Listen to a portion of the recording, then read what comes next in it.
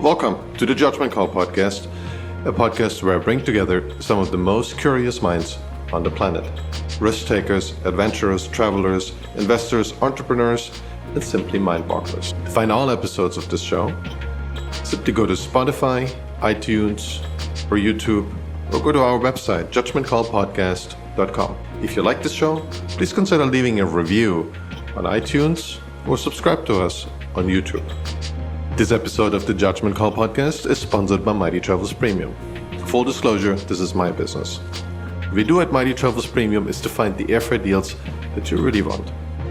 Thousands of subscribers have saved up to 95% on their airfare. Those include $150 round-trip tickets to Hawaii from many cities in the US, or $600 lie-flat tickets in business class from the US to Asia, or $100 business class lie-flat tickets from Africa round-trip all the way to Asia. In case you didn't know, about half the world is open for business again and accepts travelers. Most of those countries are in South America, Africa, and Eastern Europe. To try out Mighty Travels Premium, go to mightytravels.com/MTP, or if that's too many letters for you, simply go to MTP, the number 4, and the letter U.com to sign up for your 30-day free trial. I'm here today with Rob Matskin, and Rob is a serial entrepreneur, just like me, and he's co-founder and currently still works as the CEO of a company called MyQuest.co. And what's really interesting also, Rob, is kind of having a business on the side, and he's coaching other entrepreneurs. And I'm reading from the website to grow their business through innovation while generating power and momentum by finding true balance and fulfillment. That's a big ticket. I'm really curious about that. Thanks for coming on the podcast. It is. Thanks for doing this, Rob. Welcome. My pleasure. Thanks for having me. Happy to be here and happy to be speaking with everybody today. Yeah, I'm really looking forward to it here myself. And, I'm just looking at your website. I really like that surfing picture. Where was it taken? It looks really cool. Thanks. Appreciate that. That's actually El Salvador, El Tunco, El Salvador, which stands for the pig in El Salvador. Yeah, in Spanish. Did you have like you said, like people set up on the beach to take these photos? Or that looks like a nice zoom, man. Yeah, so that wave is it's a world-class wave. It's one of the most popular in the country, and there's some photographers at the beach, but that's taken by a guy named Rudy, who's a friend of mine with a waterproof camera, who's sitting right at the break zone. So he's like right there. So it's a cool shot and a cool sequence, actually. People really warned me about the surfing lifestyle. I had a couple of investors, and I talked to them about I'm moving to California. I was still in Europe, and they said, why are you suddenly so lazy? So the only thing they associate it with surfing, but it's not a big deal in Germany. There is surf spots, but it's just too cold to really develop this as a sport, and the waves are weird. And everyone was really concerned that I'm suddenly just quitting entrepreneurship and become a surfer. You've been doing this for a while, it seems.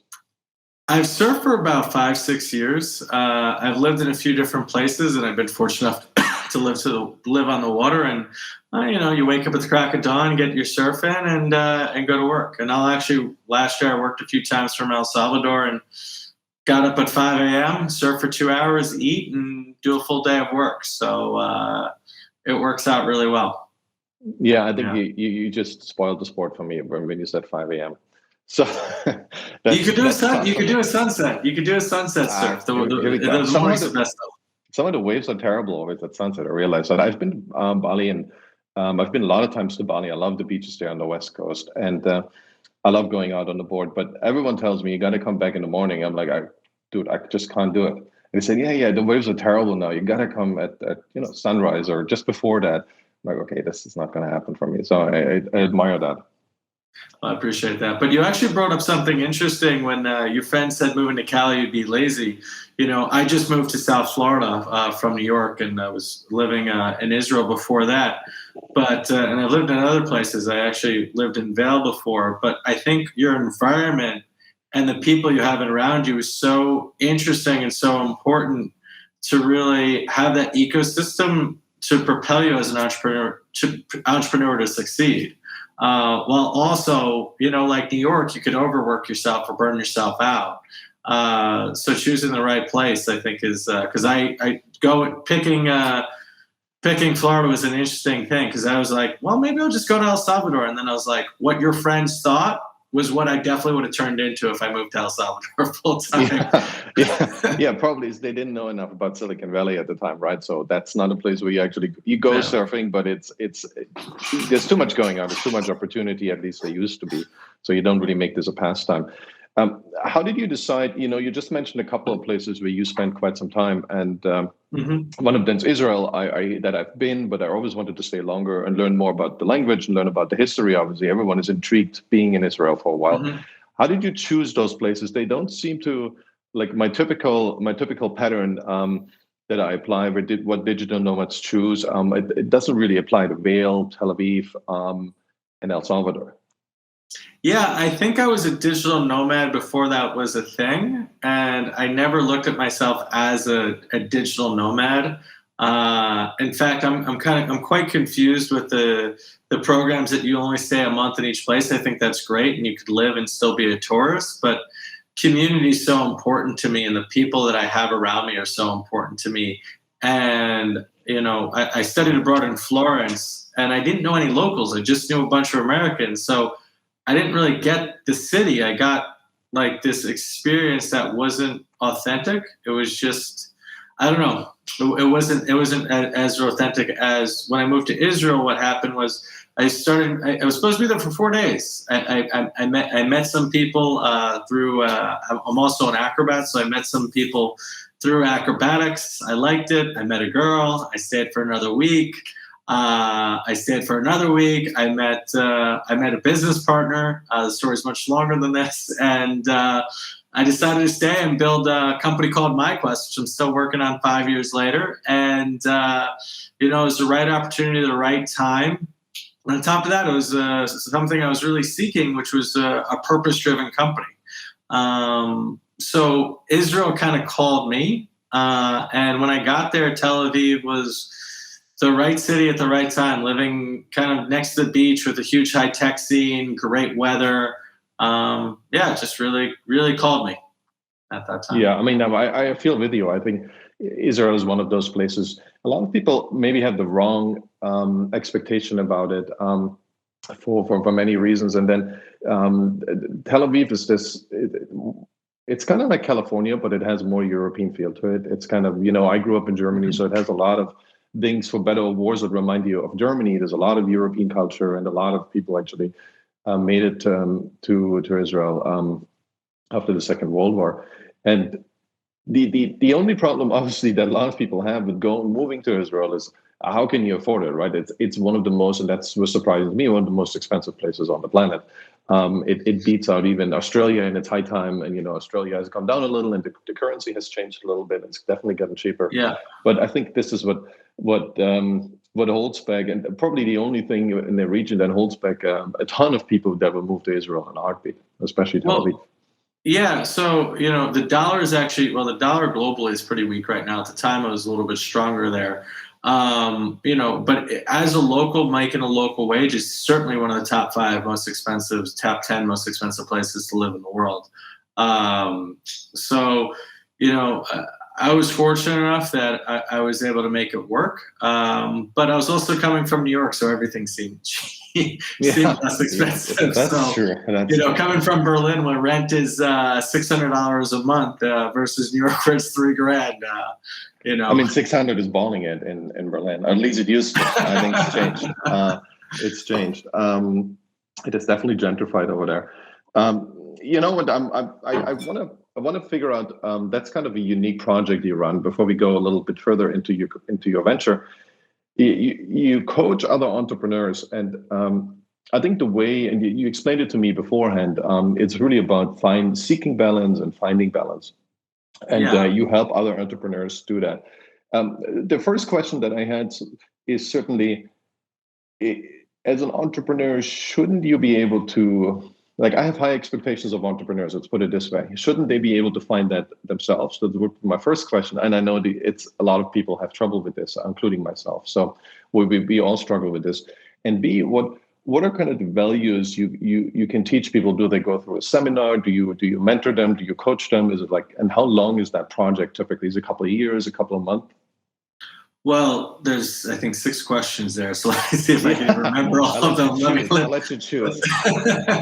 So I think the first thing, one of the things that made the most profound difference in my growth path was stopping this conversation that I needed to go through the school of hard knocks to learn things, and learning things by, osmosis. And I think, finding true wisdom. Right. And I think finding true wisdom for me, and I think a lot of people have slightly different definitions from this, but the best definition I've heard of wisdom is really learning from others' mistakes as if they're your own. Right. So if you could, listen and acquire everybody else's mistakes and truly have them as your own mistakes, and learn from those lessons, I think that is pure infinite wisdom. And talk about a growth hack of how you can move quicker and move faster with a lot less friction. I think wisdom is that to me. So no, to your other question is, can entrepreneurs figure this out themselves? Well, I guess actually, yes, they can. But do you want to take years to do it, or do you want to take days or weeks to do it? And we have such little time. I mean, this year, unfortunately, I've been reminded so many times over of friends passing in their 30s and their 40s, that life's short, right? We don't have time to necessarily waste. And, not to start throwing out all these quotes, but I also live by this philosophy of live every day like you're going to die tomorrow, right? But I misinterpreted this quote for many years. I thought that meant, especially as an entrepreneur, I had to get everything done today because there is no tomorrow. But what it really means to me is I need to be complete with everybody in my life. So if I don't see them ever again, there's nothing there. And then you could be free and clear and move rapidly and not have regrets, really. So yeah, back to the question of, can people learn this on their own? Sure, but why go through it on your own? I think one of the most profound moments, another profound moment, I should say, there's a book called The Hard Things About Hard Things, right, by Ben Horowitz of Andreessen Horowitz, right, which is one of the top VCs firm in the country. But Ben's story is a lot even more impressive than that. But he was talking, he's like, listen, you're going through hell. You can't tell anyone how rough it is, how scary it is, how, I'll have conversations and I'm like, yes, we're going to crush it. I'm worth like 9 figures. This is absolutely amazing. And I'm going to the next meeting. I'm like, how are we going to make payroll in 30 days? And we're so screwed. And it's like, we're done. We're shutting down. I'm going to be sleeping on my parents' couch. And you could go through that in a matter of 15 minutes, especially years ago, right? So I think understand. So for me, hearing that come from such a successful entrepreneur, like Ben was talking about in the hard things, he was really talking about this company called Cloudinary.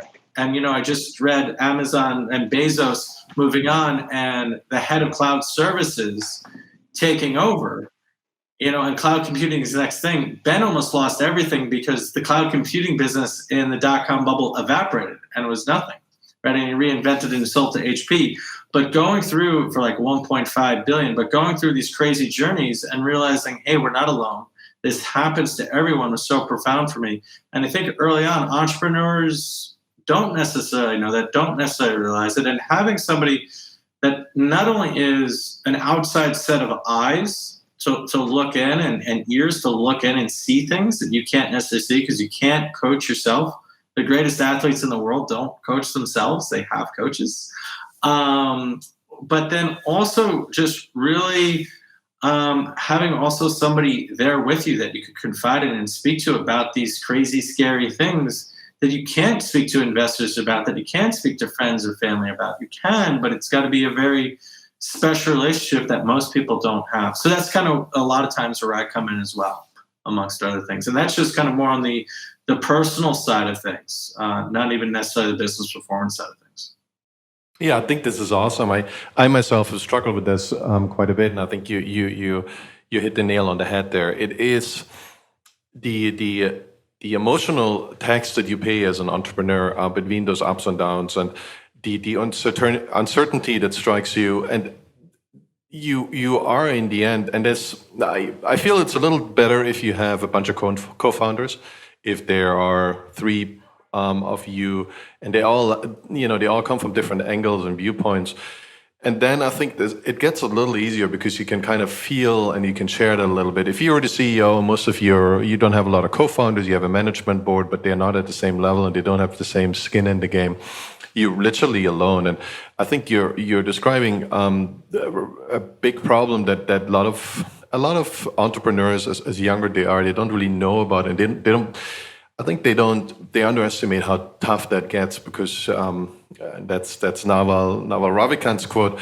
With this enormous amount of leverage that we have, the stakes are so much higher. Like literally, you do the wrong you put the wrong thing out on your social media as a CEO in Silicon Valley, and you blow up a storm that basically you will never get funding again. Or it can be the other way around. It can be that tweet that everyone reads, and suddenly you have 5 people calling you, "Do you want a Series C tomorrow?"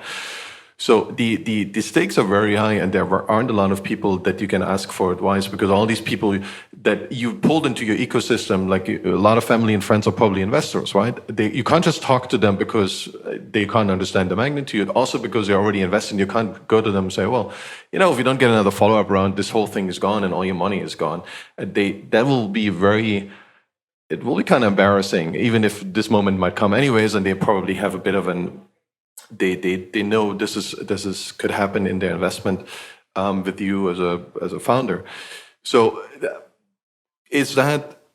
do you feel you can, and you said that earlier, you want to avoid the mistakes that other people make. The trouble is often that our brain doesn't really work that way, right? So we feel it's much harder to learn from abstract knowledge. Do you feel you can, in these mentorships, when you hang out with entrepreneurs, do you think you can, do you go through like a list? That's what I'm trying to say. Is there like a canon? Is there like a Bible you go through? Or it's, I'm going to help you with what I know, and if I don't know, then, you don't pay me, or, we're just going to have coffee. Yeah. So I think my first parameter is, and my rule of thumb is, if I can't provide you 10x of value and growth and revenue on a month of what I charge, then I'm not going to be of service, right? Mm-hmm. Now I have about 26 different parameters that I kind of look to push on, right?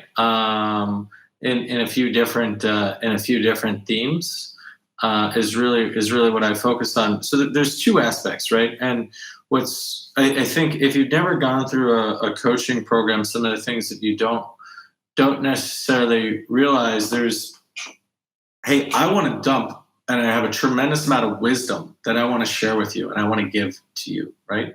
But a lot of times, especially the first month or two, I can't even get to that, because we're putting out fires left and right, personal, professional, interpersonal, right?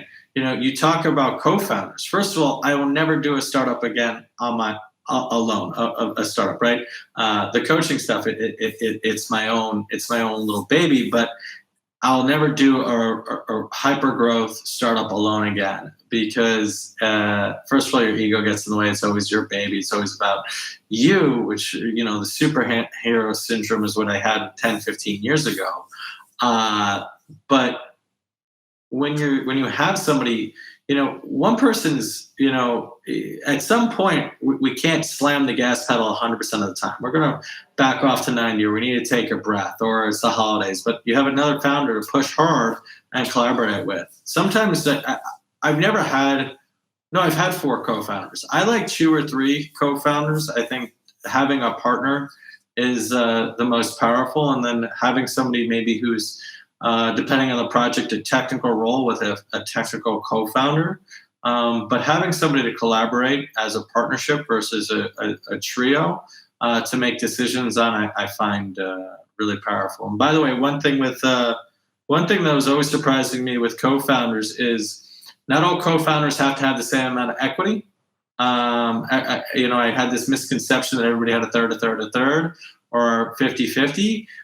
In fact, highly frown against advising that, somebody should be 51-49. Somebody's clearly the boss. Somebody clearly at the end of the day makes the decisions. Even if you all share financially, basically essentially the same, power-wise, somebody should always be the clear executive, be the clear decision maker, not decision by committee. Yeah, I think that's really good advice. I actually struggled with this at my first starter. It was the four of us. We all had the same share, and there was no CEO. And our investors didn't really care in the beginning, but I think eventually everyone is like, so well, we talked to two of these guys, and they gave us this picture that they are up to it, right? And then we talked to the other two, and they don't even know about it. So there's a lot of things that happen in this marriage between four people, like four co-founders, that were really struck us by surprise simply because we didn't think it through. So that's, I think this is golden advice right there.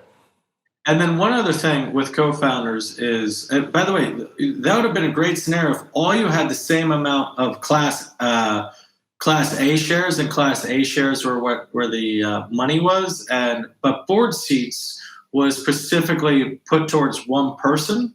So that was clearly the chairman and CEO. So you all win if you all win, and you all lose if you all lose. But to design, decision by committee is death by committee in my mind.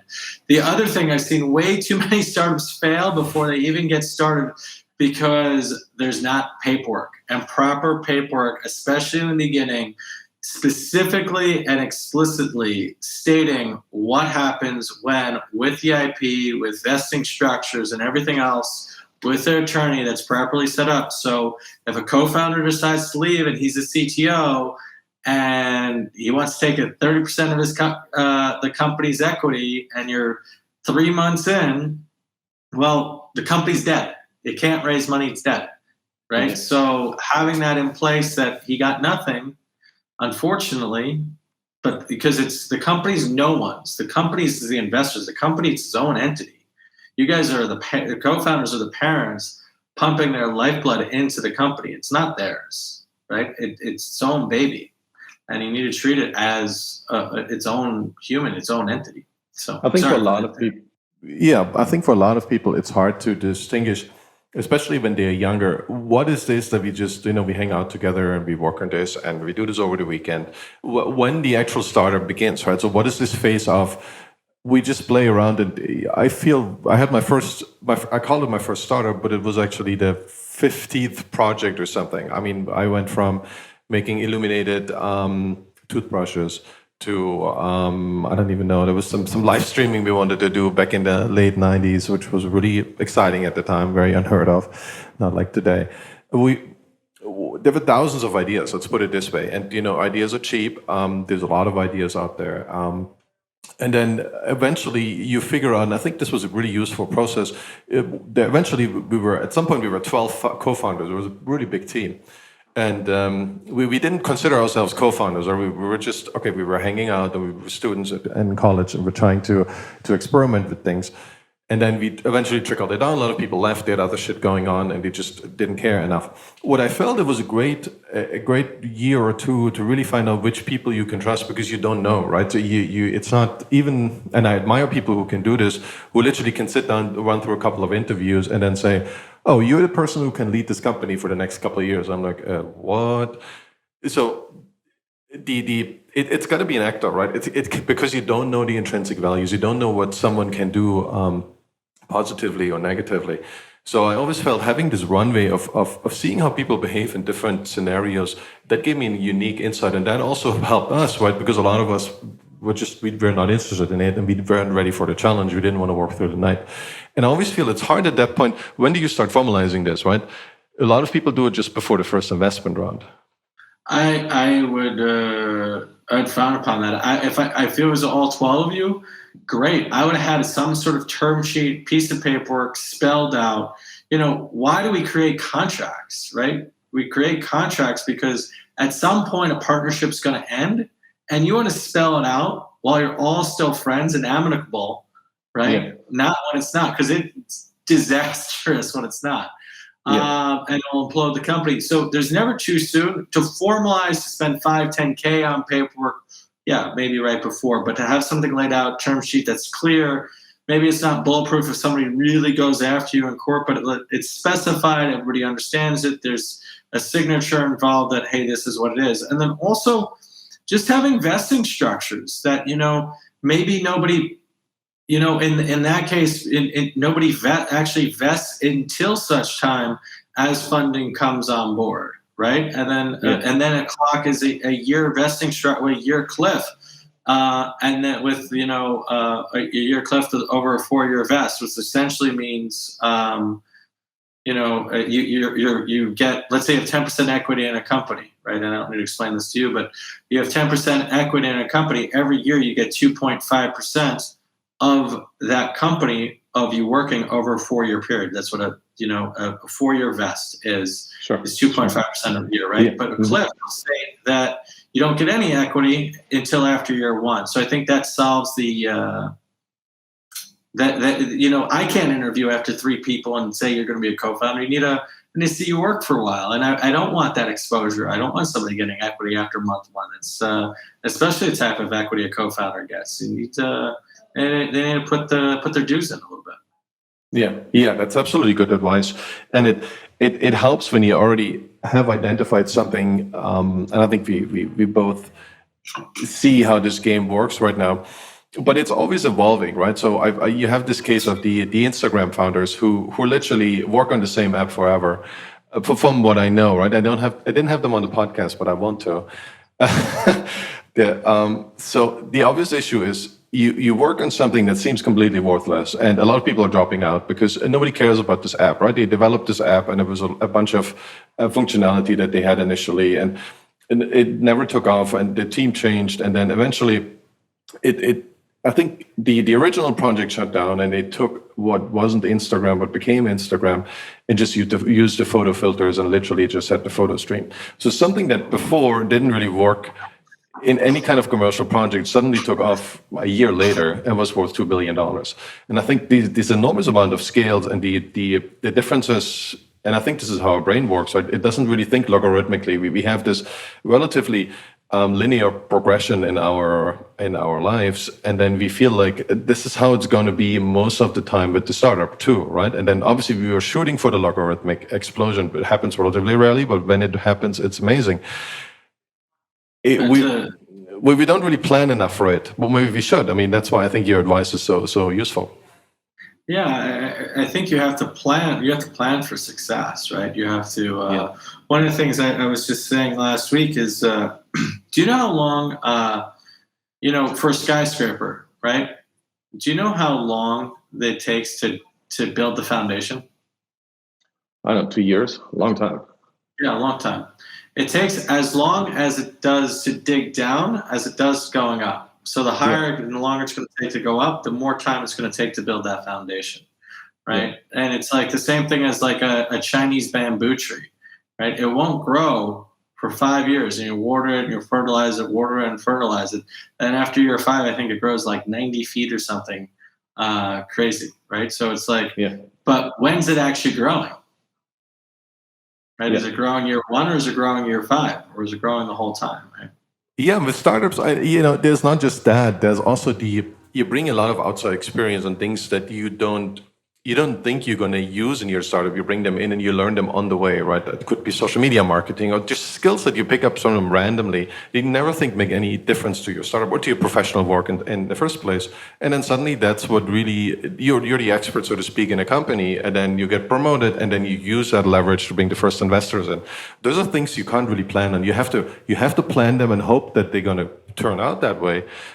But you can't really plan them, right? And I find this an exhilarating journey. I've done it almost a dozen times, all kinds of different configurations, and I've paid my dues. I've paid for my mistakes. So maybe I wish I would have talked to you a couple of years ago if you already had that knowledge. So maybe a couple of years ago, maybe I would have been in the same boat as you.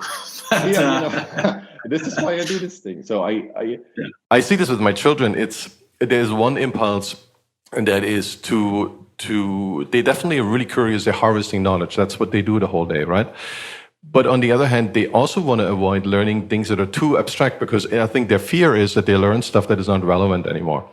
And so when I tell them something abstract and tell them about my own mistakes, they're like, okay, it's just the Stone Age.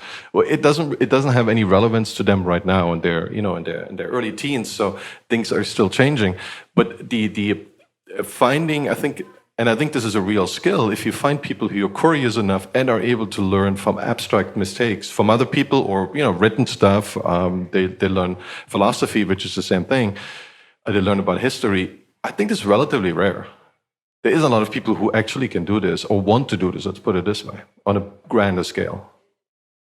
No, and you're right. I think one of the things that got me to where I am, and I have some really amazing people giving me advice, and I have two amazing humans giving me and my co-founder advice, and they both have been wildly successful. One of them sold his company to, I think, for 9 figures. Another person sold a company for 10 figures. So absolutely dream amounts of success. But the reason they continue to work with us, one is actually an investor. Another one just does it because he wants to, is because we're coachable. We listen. We're thirsty. We want his advice. We respect his advice. And we're going to implement his advice, right? Because he actually has relevant, real experience that isn't abstract, right? And you have to want it, and I want it. I'm sick of beating myself up and running into brick walls at 1,000 miles an hour. No, thank you. I don't recover like I used to. I'm not in my 20s anymore. But then you figure out how to do this without running into the brick walls. That's pretty cool. I still do that. Tell me about I never do it. I didn't say I never do it, but at least somebody's going to pick me up. Okay. I mean, I feel like I slow down in the last second. Maybe that's the only thing that saves me. What is your current startup about? And I know it's about learning, and that's a topic I really feel strongly about. Tell us a little more about it. Yeah. So we've been around 6 years now. It's called MyQuest, and really what we're up to is how do we really be effective when it comes to learning, especially in the digital world, especially in today's world, but most importantly, how do we really make sure we're having that success, that knowledge retention, right? And how do we really build skills in today's environment? There's so much knowledge out there now with YouTube and Google. If you're just going to watch something, if you're just going to get abstract knowledge and not actually be able to apply it, then there's a very low likelihood that you'll retain that information. So what we really focus on is how do we give our partners, our companies that we work with. We mainly these days work with large organizations. We also work with coaches like myself, but more business trainers and stuff like that as well, who are going into organizations. And we give them all these tools, tactics, and techniques to really be successful in training and building skills inside of large organizations. So we're really a technology company. And just to spend one more second on to give you the philosophy behind it, if you have a traditional education where, again, you're just getting information passively, but the way we've been hardwired to learn for 10,000 years is learning by doing, is learning through an apprenticeship model. So we really give those digital tools to all our trainers and companies who want to have and make that difference, and really train by doing. So that's what we do. That's what we focus on. Are you involved in the actual generation of the knowledge, or you just basically have a technology platform that is then used by the actual domain expert to create courses? I assume that's what you call them, right? Or lessons, or series of lessons, or certificates? Well, we're called MyQuest, so we call them quests. Okay, fair enough. But a quest is like a course. I'm just being cute. Yeah, it's a course. So we're industry agnostic. We're content agnostic. We have a team of people that coach our partners to build up that content and help and support them to optimize things. But we're not content experts, and we don't sell content. We're a pure technology player. Yeah.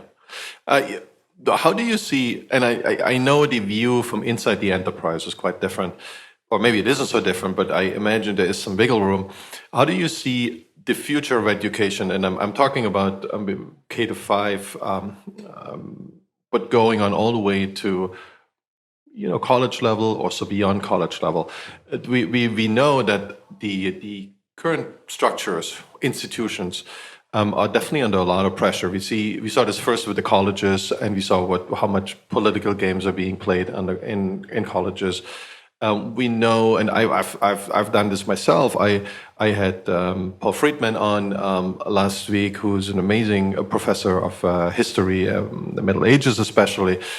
And his course has been viewed a couple million times on YouTube, and the whole lecture is on YouTube. At least the early part of that lecture, so 50% of what he would teach in I think it's a year or two.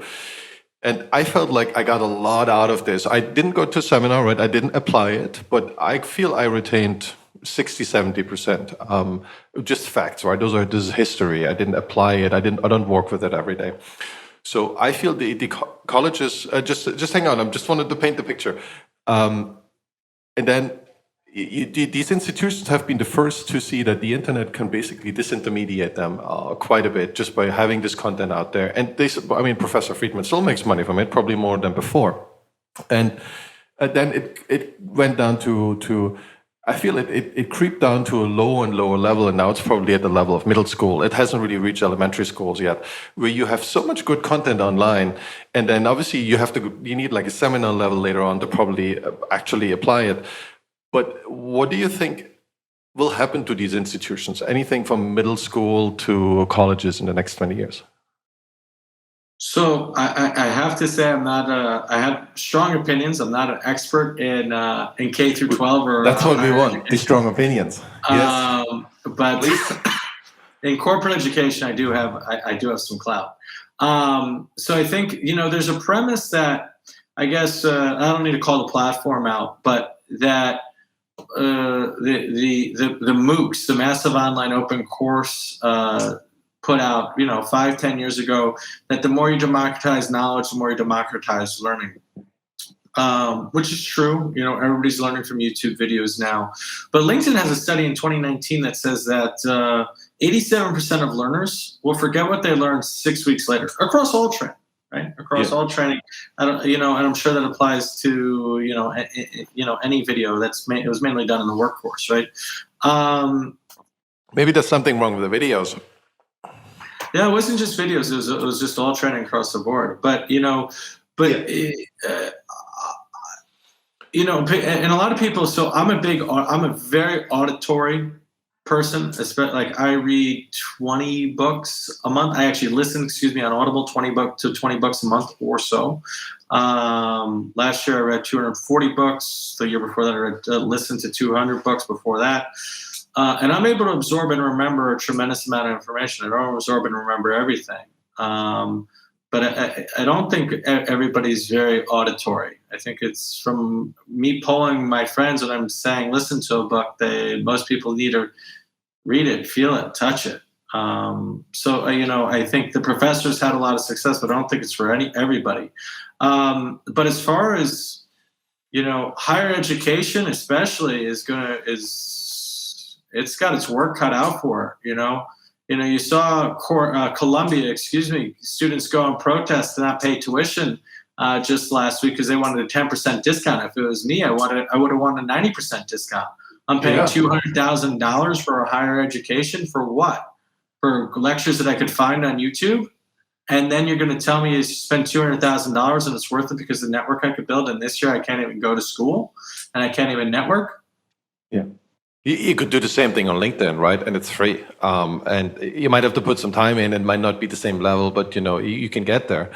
And it's their parents' money. I think if it would be their money, like out of their pocket, and there would be no student loans, these tuition fees would be much lower already. I guess that's a highly leveraged industry. It is a highly leveraged industry, and they're not only selling the connections that they can make, and their argument would be, well, we'll open all these doors. My friends who went back for their MBAs, and they worked in finance, they're like, if we don't get into top 20 school, it's not even worth it, because the top 20 school, top 20 business school, besides that, it won't open up the doors in finance that they want to. Might as well just continue at their job. And they'll, $200,000 to make back, it could take you 10 years more. You might not pay that back. You might just be better off staying in your job. There's a few career paths that you're really going to see 20 plus K yearly return, right, on going to school.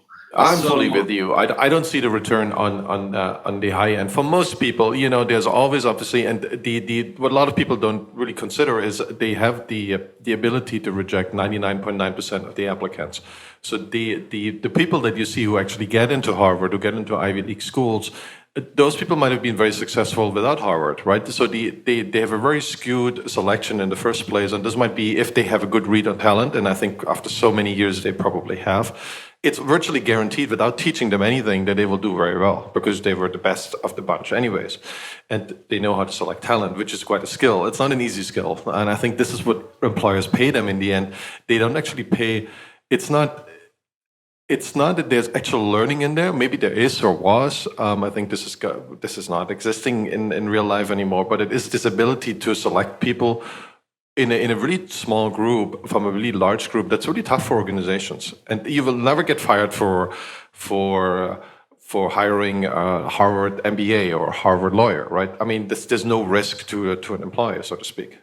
Yeah, I mean, I've hired Ivy League grads before, and I've had just as much mixed success as I've had with any other population set of hiring. Yeah. One of the interesting points, though, is with hiring, I want to, why do you go to school? Like, what is the purpose of a university education? And these days, it's a lot of just, okay, so you could grow up. Well, go travel Europe, go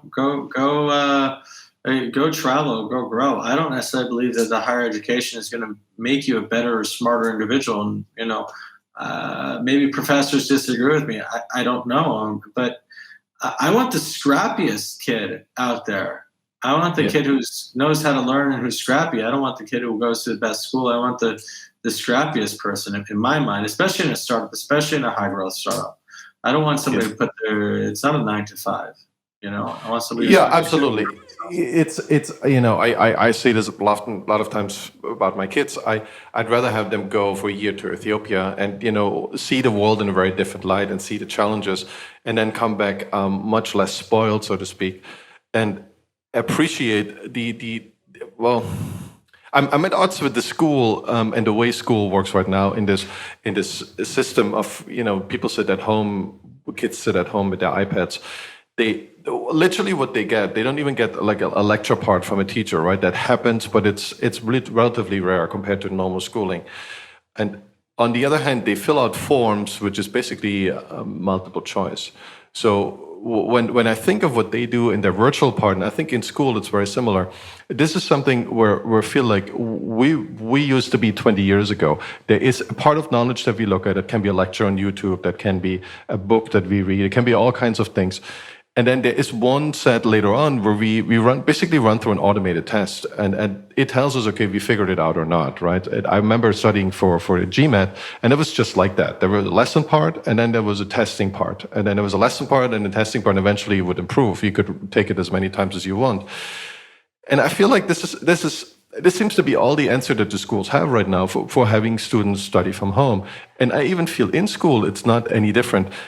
And if that's it, that's the big if question that I'm asking you, then, I mean, we don't need them at all. Like, for what? Yeah, but I think, if you want to quote Simon Sinek, I think education's lost its why. Yeah. It's lost its why. It's like, why do we go to school? Well, because we need to pass the test, and because we need to check the box, and we need to look at it, we need to keep like, whatever it is.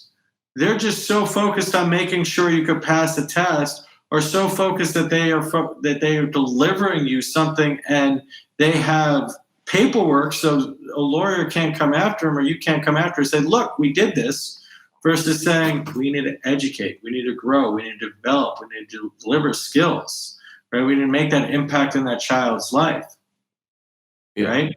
And we need to make sure we get through it, but we get so... I mean, it's not an easy job being a teacher. One of my best friends is a New York City school teacher and has taught eighth grade for the last 25 years. And it's exhausting. And it's rough. Yeah, it's really rough. Easy. In person, it's really rough. Virtual, I think, I'm not so sure if it's still a rough job, but it's not super pleasant either. I think it actually got harder. You try, man. You try. I mean, I've been on conference calls with 10, 15 people, and they're all grown adults, and trying to wrangle them is hard enough. Yeah, sure. True enough. So there's systematic and systemic challenges that nobody has figured out, nobody's necessarily addressing or asking, the questions when it comes to business or education. We got to be asking the right questions and great questions. And if we're asking great questions, we could get great answers. But I don't even think everybody's asking the right questions. It's just like, how do we survive? It's pure survival this year. I don't know why. We had 3 months to get ready. You knew this year was going to be 100% remote. Yeah. But listen, nobody had it easy this year. I shouldn't knock it, and that's not fair. What I can say, that one of the things that you made me think of, just with education in general, whether it's this year or the next 5-10 years, I'm severely dyslexic, right? So if I didn't go to a particular school that broke down reading phonetically for me, I would never have been able to be where I am today, and it would have been extremely difficult. And I was extremely blessed to have that. But, having an education that resonated with me, the mainstream education, the way people are taught today, simply didn't work for me. Like, I didn't read till I was 10 years old. So it's just this interesting dynamic where it's not tough. It's not easy for anyone. It's tough for everyone. But well, there's a big. I don't want to diss on them, right? But what I want to lay the groundwork on, or the groundwork for, is this massive amount of opportunity. So the first thing is we pay in California about $12,000 per student per year, and that's from elementary school all the way to high school. And I know New York City is even higher, almost $20,000. Insane amount of money. And the prices in online learning. That's kind of going to an online university in Harvard. Like the online university might charge you $500 a month, or maybe $1,000, and Harvard charges you what, 20,000, 15,000. So the efficiency goes up. It's sky high. And what we could do also, if we have a proper online learning model, if we have that, we also could customize it much more. There's no need for everyone, and then I know it was set up in a different time, but the model that we now have, we want to do all the basics, and you have like the most common knowledge, the common sense by the time you're 18, but you have actually no common sense. Nobody has any common knowledge at that time. I mean, there's no life experience. You just know a bunch of random facts. So we just throw this all out of the board and say, and actually my children told me this. They said, why don't we do what we are interested in, and we will go really deep into these topics. And with our teachers, with the guide, with the mentor, or with the parents. And then these puzzle pieces, they eventually get stacked up, but they're much smaller, right? So we can go into not just arts, but you go into digital design, for instance, and you do this for 5 years. And then you go to the next challenge, which is history. And then you go from there to psychology. That's kind of how I learned, right? You fall into these rabbit holes for a couple of years, investing or psychology, and then you go on because you know everything there is to know from your point of view. Maybe that's the model we should go for children and for employees too. I think it applies there too. So, quite a few thoughts on that. One of my best friends in Israel, her daughter goes to a school that does just that. The kids choose what they want to do, choose what they're focused on, and choose where they want to spend their time. And they have very much like, it's more like a PhD where they choose a subject and have somebody to oversee and make sure they're doing the work versus sitting up in a course syllabus. Now, that could go sideways, I think, really quick, and you have to have the right children doing that who really want to learn, because you could, if that was me at 16, I would have gamed the heck out of that system and used all my creative abilities to game it. But it's also, I think a wide breadth and a well-rounded education is also important at that age. I was just talking to one of my really good friends, and she's a radiologist and very successful at the pinnacle of her career. And, she goes, I was an idiot at 18. I didn't know what I was doing going into medicine. I was an idiot at 26 when I decided to go into radiology. I didn't know what I was doing. So for somebody at 14 to make that decision, and by the way, she's great. She's successful. She loves what she does, but, she made choices not necessarily knowing what she was getting into, 10 years later. So, for a kid to choose what they're passionate about now is not necessarily going to be relevant, but it's all about learning how to learn, I guess, at the end of the day, right? It's not necessarily Yeah, accumulating all the knowledge. You make a very good point. Obviously, kids will try to game the system, but they game the system right now too. And in the end, if people don't want to learn, if they just go through the practice of being there, but they actually don't want to learn, I think it's no use anyways, right? There's a ton of people, at least here in California, who are graduating from high school, and they can and they don't have like a specific problem, but their reading abilities is almost zero. Their writing abilities is almost zero. They don't know any math. And their that's texting ability is their texting ability is pretty good though. their texting ability is good, and they probably have 500,000 followers on YouTube. So yeah, the game has changed. And what I'm trying to say is there is opportunities for kids, but we do everything to like keep this bureaucracy in place. And I think these kids are going to be fine, because if you let them go and they find something they're passionate about and they want to learn, they take off. They're like, it's called investing in yourself. Suddenly you become an entrepreneur responsible for your own outcome. Yeah. Europeans, I think, do this very well. The European parents traditionally, and maybe you could talk about that. Is there such a term in Germany for helicopter parent? There's a term, but they definitely don't do this. But they're on the other hand of this. Yeah, right.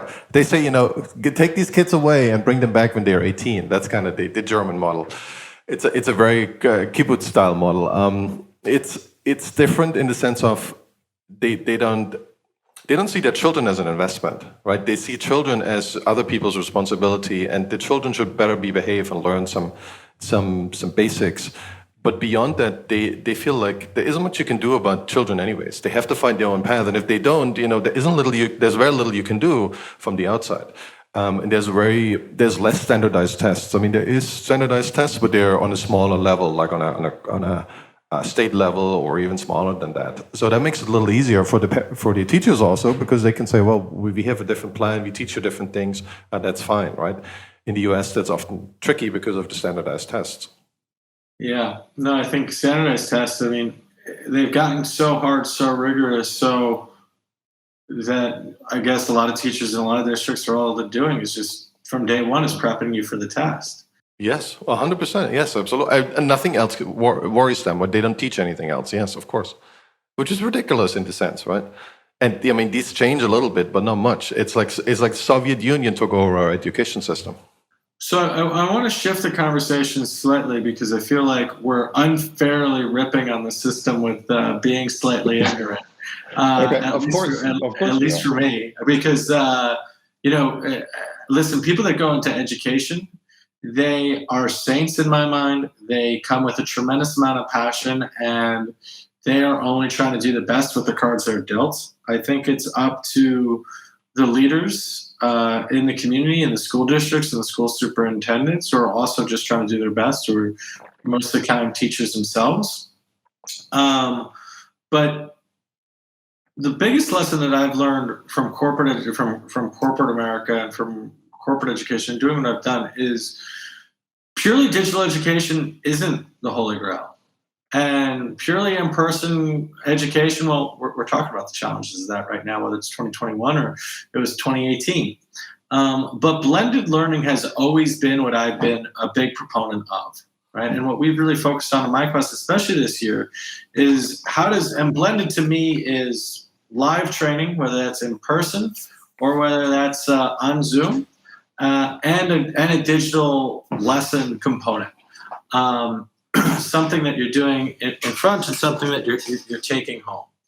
And I think blending those two together and creating curriculum that is both collaborative from a student and teacher perspective and a student to student perspective is so powerful. And when we look at the future of what we're going to need in the job world, and we could go off topic really quick with this conversation, but when I look at the gender gap, there's no off topics here. Okay, so when I look at the gender gap and everybody's talking about and what 2019 was all about, I think it's really going to solve itself very rapidly in the next 10 years for really one reason and one reason only is, and by the way, if I'll probably step in it here, and probably won't be politically correct, but I think females have naturally, and I don't necessarily understand why, a much higher EQ than males. Me, I really had to work on my emotional intelligence for years to have any remote chance at having any. And every girl I know was basically not born with it, but they had it by the time they were 10. And I think the skills of tomorrow with automation and everything that's coming, it's not going to be about somebody physically doing their work. It's going to be managing teams. It's going to be managing systems. And it's going to take EQ. It's not going to take IQ anymore. It's going to, how do you work with others? How do you work with peers? How do you work with systems? How do you manage projects? And those skill sets are going to be in super high demand. And it's going to go, and the best jobs are going to go to the people that could best fill those roles, which is going to naturally, fill out the gender diversity gap. But going back to the education point is we need people collaborating, we need people understanding how to learn, how to find knowledge, how to collaborate, and how to succeed together. Yeah.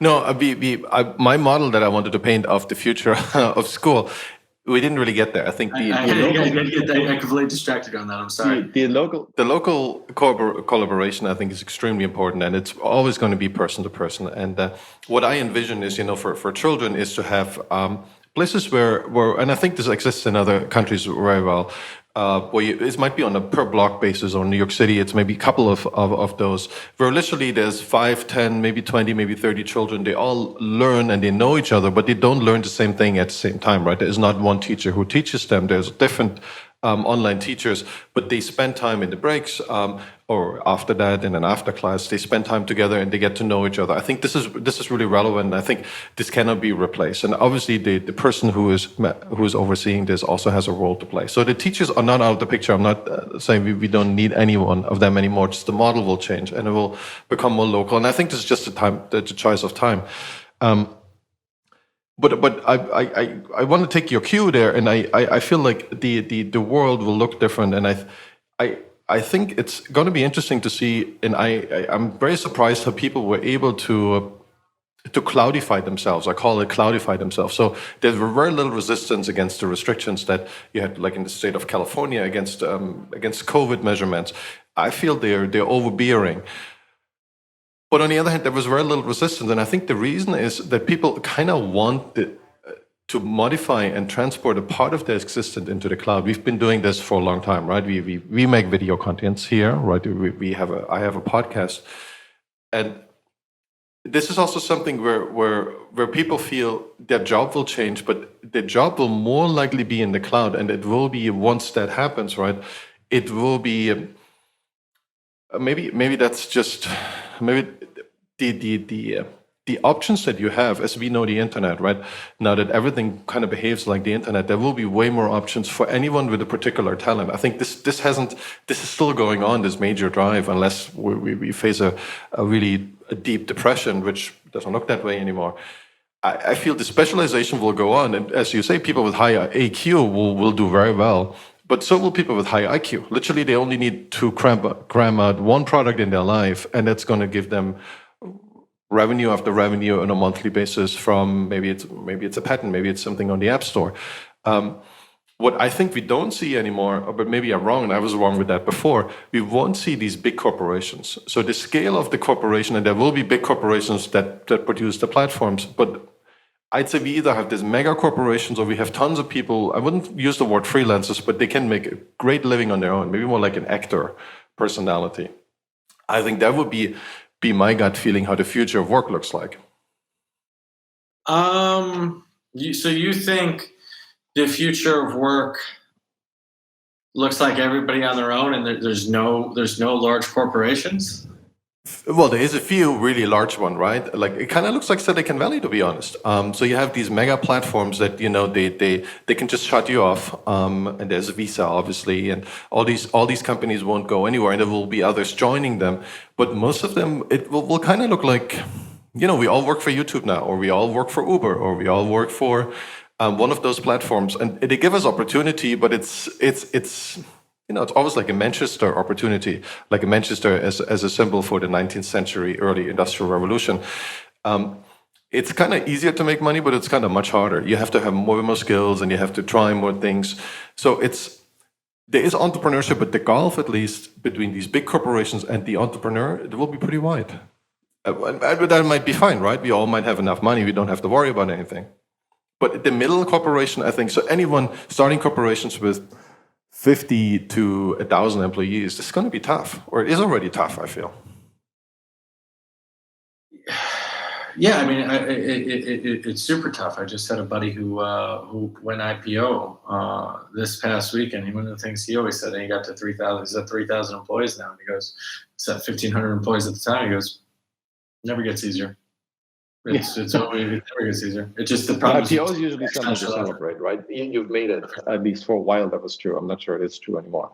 Yeah, you have to celebrate the wins. I don't know. I think unfortunately the stats are that entrepreneurship, small business ownership is down over time. Large companies. I mean, FANG has eaten the world.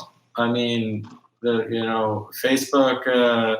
Amazon, Netflix, and Google, they're untouchable at this point. And Microsoft, nobody talks about Microsoft, and it's the 800-pound gorilla inside of enterprises. Yeah. It's not even part of the conversation. But there's these tremendous corporations. I mean, we've seen GE go from one of the most powerful corporations to now they're, if you look at their stock price, they're not doing so hot. But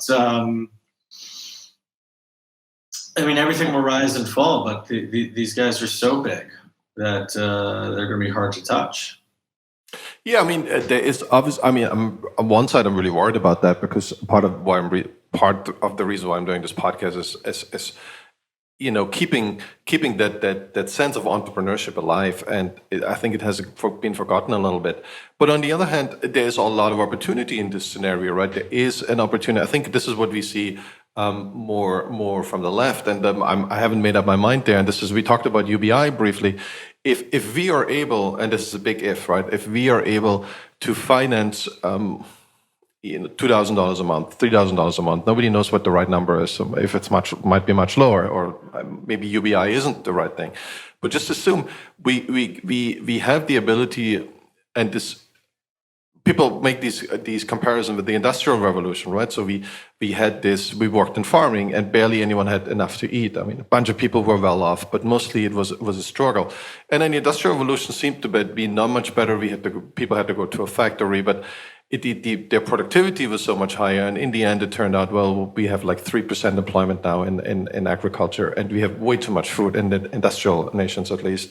And even everywhere else, we have plenty of food, at least, and as it's badly distributed. So maybe this is the point where we say, and again, this is a big if, I'm still making up my mind, maybe this is the point where we see, well, there is something that is kind of an evil big corporation, but on the other hand, it can be that thing that feeds us, and we're still competing. I mean, it doesn't mean we're all just going to stay at home. Well, I mean, corporations would have to pay their fair share of taxes first, which is no easy game either. But Google avoids all corporate taxes easily. They pay local taxes for them. And so does and Apple doesn't even bring home any of the cash. Maybe they finally, I'm sure. I haven't looked it up in a while, but they're not paying their fair share. But also, by the way, I think UBI is a billionaire's escapism, and the Valley's escapism to say we don't have to worry about everybody, and we don't have to give everybody a job because screw it, we'll just make sure they have the minimum amount. We'll put everybody in on welfare. It's glorified welfare, and nobody has to work, and nobody has to go to school. But it's like, I think that turns into a very dystopian reality when you take away work. It's still, working to just put food on your table and just to survive is is extremely tough, and the fear and everything else that comes with it is no easy story. And completely alleviating that, we're arguing so much about the $15 minimum wage this week, right, in Congress, right? But and to just take away that level of poverty, but UBI will also take away people's purpose, and I think that's something. What is the question? Yeah. I mean, the question is how much do we define ourselves through jobs? I know this is a big argument. Yes. What would that be? And I don't think people would be out of job, right? They would just they would have that, and we probably enter a lot of inflation. So it might not be what we think of 2000 today. Maybe it's 500 of what we think today. So there's a book.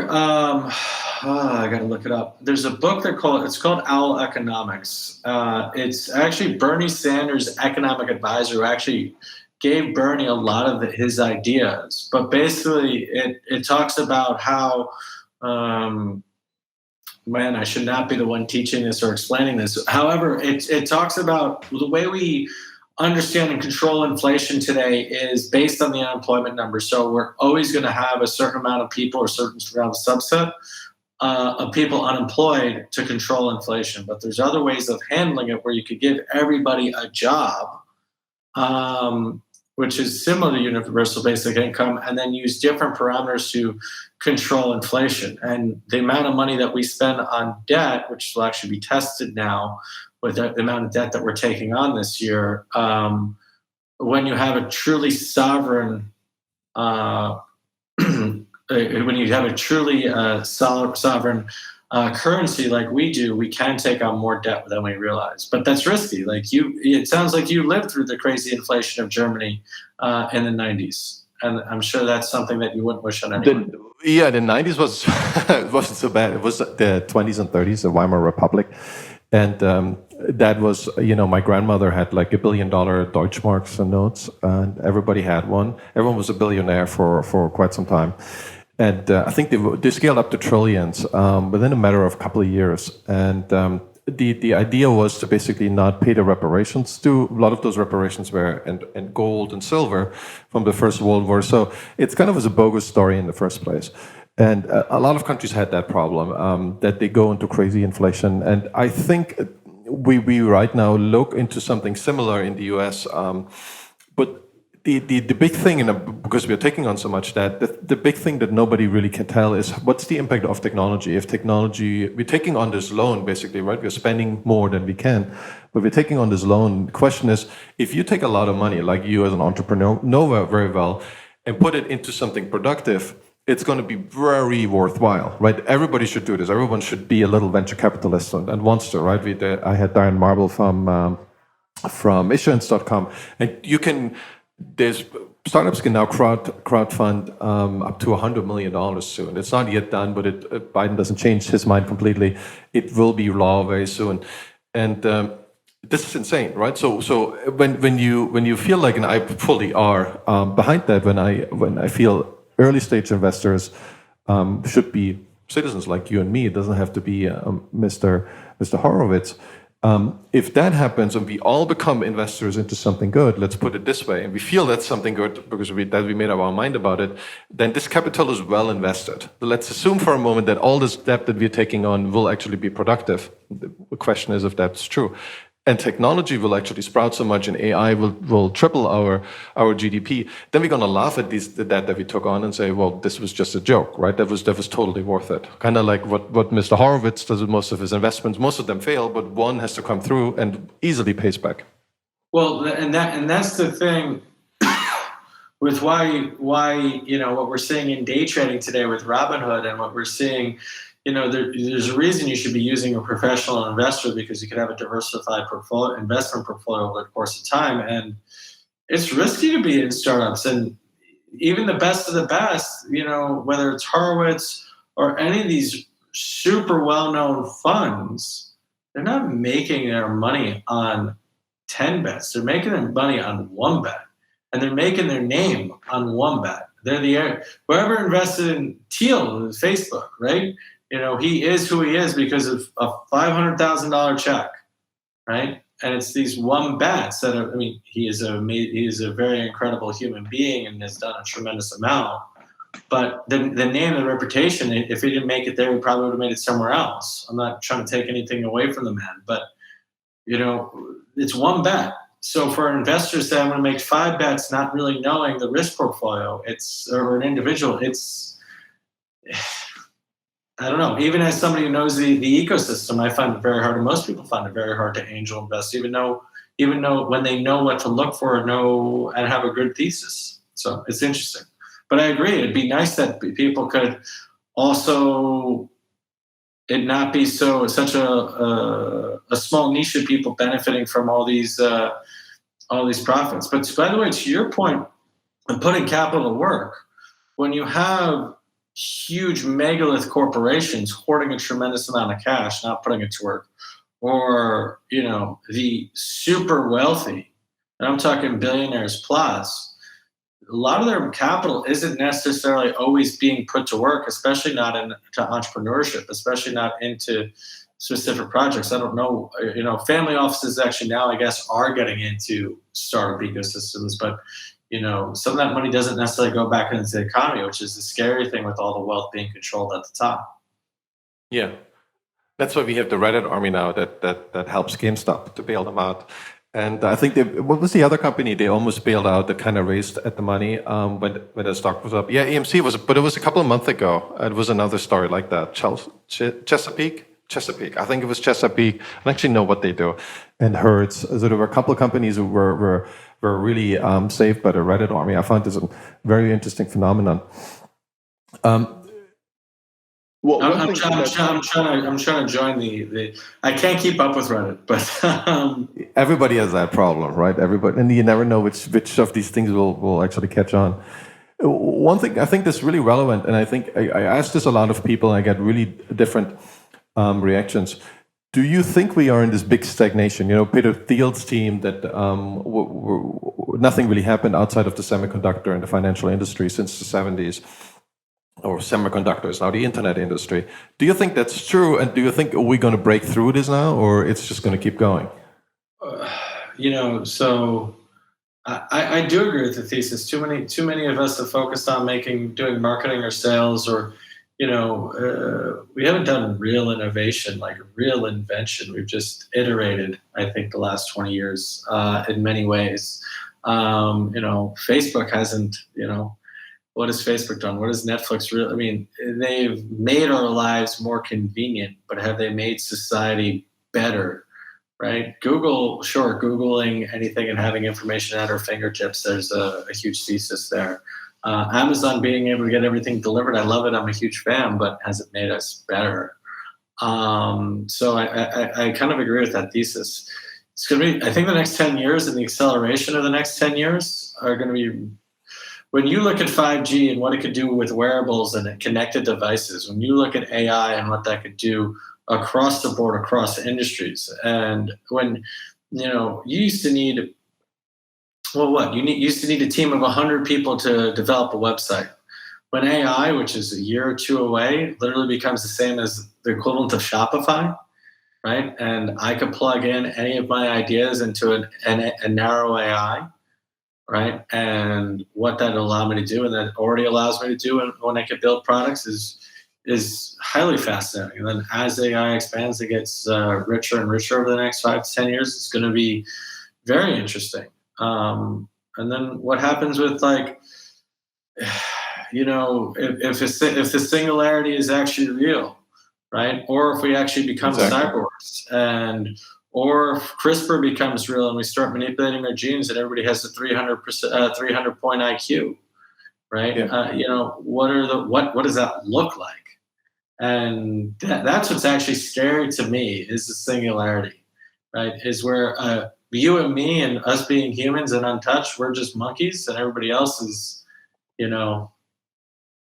superhuman because they could think a million times faster than us and run circles around us. It's a dystopian future too. So I don't know. It's the next 10 years are going to be as interesting as any. Yeah, I mean, I talked to David Orban, and he said that the day for the singularity has been moved upward, so to speak, to 2038. It used to be 2045, and they say they probably. Yeah, well, I keep telling my kids this is the way to make money, right? So, this is this Cambrian explosion in technology, and I see that all the pointers are still pointing towards it, and you would feel like we have a better idea now, but that's kind of the whole idea of the singularity, like that you don't have that you can't see into it, and you don't really know what's coming, and By the way, I forgot quantum computing too. Yeah. See, but that's China seems to be more ready than we are. But who knows who's going to win? I think there's so much potential, and all of these technologies. And I was chatting with David Orban about AGI. Literally, you just need one AGI to change everyone's life in a heartbeat. It's like we all use Google, but we have an AGI for pretty much anything, and it's free, right? And we through the internet we can connect to that AGI. I mean, the amount of changes you can do if someone comes up with this, it might be China, it might be us, it might be someone in his basement. If the right person comes up with it, and you don't want it to be someone. You don't want it to be someone, because if it's someone, How do you control this? AGI,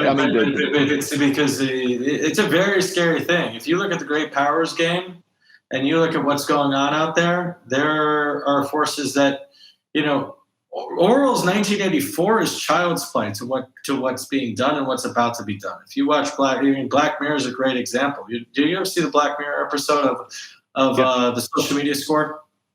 Yeah. I saw them all. I love Black Mirror. But that's scary to me, and that's happening in certain countries right now. That's not tomorrow. That's reality, especially with COVID. It's literally happening, and. So what? You're going to have a citizen you are, and then you're going to have access to everything or not? But we already have that. I think whoever created this meme, I feel like it's maybe QAnon or someone. We already have that. Americans have a credit score that actually didn't exist in Europe for the longest time. That's only one part, but it basically, if you defraud people, then your credit score is so bad you won't have one, right? It will be 100. But you could recover your credit score. It's not that forever. But what if that's applied for everything? And it's like you curse somebody out, you honk at somebody, and all of a sudden the next time you rent a car, it's 10 times higher. It already is, but think about people in small communities. That's what they do in their mind, right? They run a social like a credit score on you, and they elect the one with the best as their local leader. I think this is. I mean, it is scary, but on the other hand, you also have to see with that data, you can massage it, right? As an entrepreneur, there's a lot of opportunity in this to help. And this is in the movie, right? That's where they have people who improve your score. Well, so I want to highlight something that I think is actually profound of what we're talking about. I love speaking to people who weren't born in this country. The way you think, your German mindset and your German experiences are so different than mine. It's beautiful when we get together and actually collaborate. I think it doesn't exist. And you're like, no, it already exists. It's here, and here. I'm like, all right, you convinced me. But it's like there's too much. We spend too much time being around people that think exactly like us. I think too much time. There's too much groupthink sometimes. Yeah, it's the echo chamber. But, that must have been way worse. Like, think about 15, 20, or longer than that, say 50 years ago. Because there was only one newspaper, and all the other information you had was coming from other people who you knew your whole life, and they were kind of your friends, or they were people you knew. So they had kind of the same opinions as well as you most of the time. And certainly there was a few contrarians. So there was always room for that. I think it's only gotten better now. But I mean, YouTube can't shut down accounts quick enough. There's always someone who's going to come up and say, "Okay, this is how I see reality, and this, I'm after these same opinions here in this show. I see reality quite differently, and this is why." You can't shut down the world. There's no censorship in the world who can do that. There's always a VPN. There's always a hack. Think about, and maybe you know a little about it. I'm trying to find someone who can fully explain me QAnon, but I watched this documentary, and they said. It's 15 to 20% of the US population who have some allegiance with QAnon. And like, for better or worse, they think this is something they want to know more about it, and they feel it's good stuff. Let's put it this way. And this is amazing, right? It's something that the media hates. It's something that YouTube hates, and any social platform hates. Maybe for good reason, maybe not. I actually don't know enough. But it's spread like wildfire. There's always been a conspiracy theorist like thread in America. I mean, Area 51 is just one easy example of what Wait, goes on. that's not real? Well, the base exists. Whether you believe or what they say is going on there or not, I'm not touching.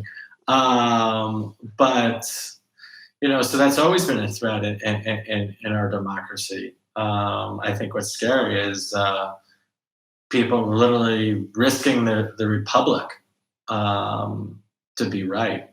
I think that's scary. Yeah. Yeah, well, I think from their point of view, it's the republic doesn't really exist anymore, right? So that would be their response. They would say, well, we don't risk anything because it's gone already, and you can make that case, right? I think that's definitely a case to be made. But things are moving so quickly. 6 months later, we could have the republic back, so to speak, and where we create a lot of damage. But on the other hand, I'm really curious what's going on in QAnon. A lot of people say that's the new religion, that's the new cult, what people will gravitate to, and it seemed to have already happened. I really don't know the numbers if they are correct.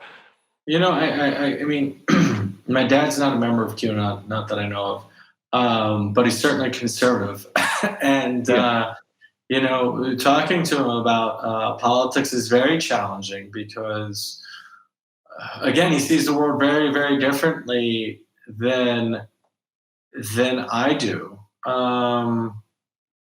and it's scary sometimes. But there's also a lack of listening across the board, and I don't think anybody's, it's QAnon or anything else. I don't think anybody's listening to each other anymore. Nobody wants to sit down and listen to each other anymore. Everybody just knows that they're right, and everybody else must be wrong. Yeah, I mean, there is this sense of you just want to win. You don't want to have necessarily, and I think this is partially social media, and partially it is, I don't know what happened to people's minds. Maybe it's the education. They just want to win, right? They don't want to. Nobody cares about how the world should look like. People care about winning a relatively short argument, a small argument, and I think that gives you a lot of, it's emotionally, it's great, but it's a weird way for us to see that, right? We still need like the aggregate, and someone needs to do the aggregation and say, okay, this is all these small fights, but the big fight is actually quite different. And someone that used to be the media, but that's kind of gone now.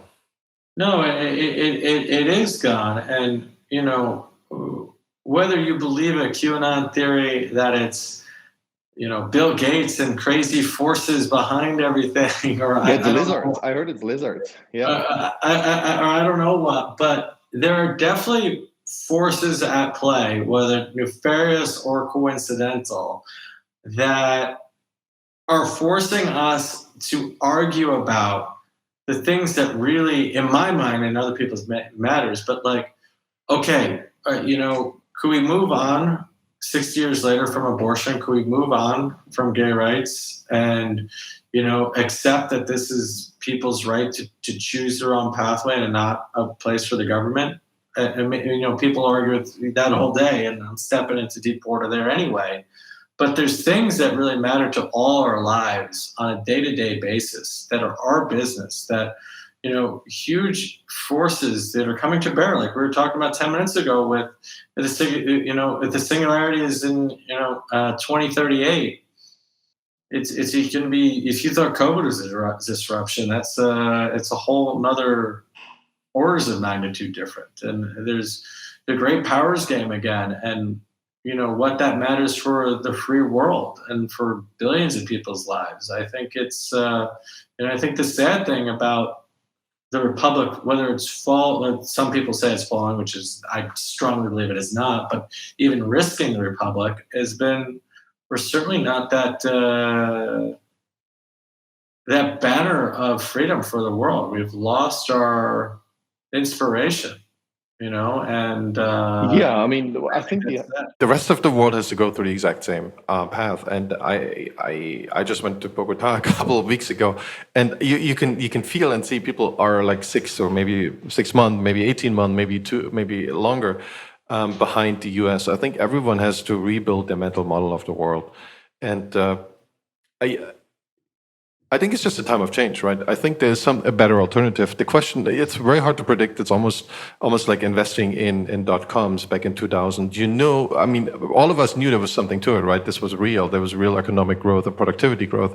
But selecting from, I don't know, 100 companies that were public on NASDAQ and were all dot-coms, that would be incredibly difficult. I couldn't have done it. I tried, and I completely Well, I mean, it's the same thing with crypto right now, right? I remember reading about Bitcoin when it was at 200, and I'm going $200, and I'm going, shit, this is really interesting. And then I read like, well, the banks are going to get involved in it, and there's going to be 2,000 of them, and you'll never be able to pick the winner. And they're still right; you'll never be able to pick the winner. But the masses, the Reddit horde, and then the crypto horde, well, they pick Bitcoin, and Yeah. I certainly messed that one up at 200.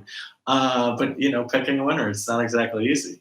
It is hard. It's very hard. And I mean, even if you have domain expertise, there's a lot of factors outside that makes it very difficult to pick a winner that you can't predict. It just happened to kind of sneak in your equation. And I think that what you just said it's very useful. I feel EQ is much more. It maybe has always been true, but EQ seems to be the more determining factor now for investing, at least for public markets.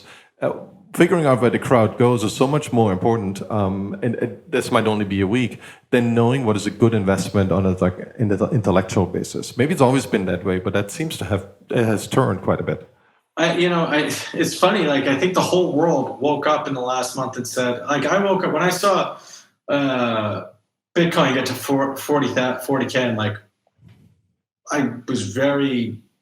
I had a lot of emotions, and to say the Hopefully, least. you have a lot of money in Bitcoin. Yeah. I didn't have any money in Bitcoin. My friends were like, we're throwing a friggin' party. You're going to come celebrate with us. I'm like, fuck you, smug bitches. I'm like, I was very jealous. And then I was like, you know what? I missed that. Why did I miss it? Because I was a naysayer. I was smarter. And I knew that in the long run, my thesis, I knew that Bitcoin wasn't a winner. And it might be, it might not be. Who knows? That thesis will play out. Same thing with GameStop. But the fact of the matter is, the horde's going for it, and there's a middle ground there where you can still ride that wave. Now, knowing when to get off it, and timing the market, well, that's been proven time and time again over the last 500 years of markets. Since the Dutch in the 1600s had their first crash, that timing the market is not a sound investment strategy, but you miss 100% of the shots that you don't take as well. And I've been sitting on the sidelines a little bit too much with trying to overthink some of these theses. I didn't ride the GameStop wave or the AMC wave. I just didn't know what the hell was going on there. I stayed as far away from that as I could. As I could. A lot of people had figured it out a couple of days earlier. I read Zero Hedge only for the financial news. Anyways, but they figured this out a couple of days before it actually exploded. It was still, they probably made the 3x or 5x on what they recommended, but and I think a lot of hedge funds also went in. That's why it exploded so much. It really exploded because it became a bigger audience besides Reddit, and then eventually Monday that was all over. But Zero Hedge is kind of the only place that I read where I feel like you're a little bit ahead of the crowd. Maybe it's just 24 hours. But they've been writing a lot about a couple of COVID things. But I think that's all you need. And that was the other thing. It was the other takeaway I learned this year with COVID was to trust my gut. I was like, my parents were like, "How'd you know it was coming?" I'm like, "Mom, all I was doing was reading the news out of China. Like, by March 1, it was inevitable it was going to come here." I think we could have done a lot to stop it, but I knew what moves I should have made. I was like fearful, so I didn't. But I didn't trust my gut and didn't take those actions, and maybe that will burn me in the future. I don't know, but trusting. I think I learned how to trust my gut this year and take actions on things. And what did I hear 6 months ago? If I think of taking an action on something, I give myself 5 seconds to do it. And if I don't, I actually will. I'm not 100% bought in on it, but if I want to make it happen, I need to do it then. Because if I say I'm going to do it one day, someday it's not going to happen. That's tough. I mean, I don't know if that social media talks to our limbic brain. I think what you just said, the gut feelings are kind of a limbic brain. Maybe there is a lot, maybe that's not like emotionally driven, just there's something our unconscious talks to us. And I think there's a lot of knowledge to it. But if I say I would have done everything right away, in like a few seconds, what my gut told me, I don't know. It's hard to say. Maybe actually things would have played out quite differently. That's an interesting thought, actually.